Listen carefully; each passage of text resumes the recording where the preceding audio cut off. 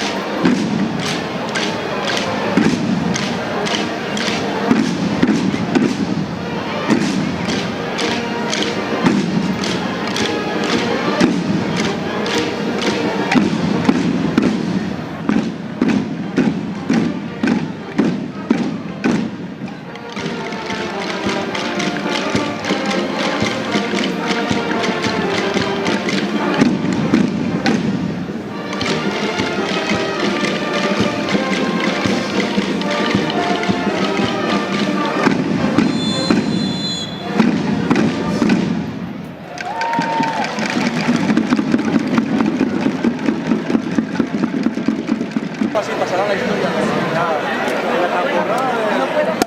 ¡Oh! ¡Qué mal!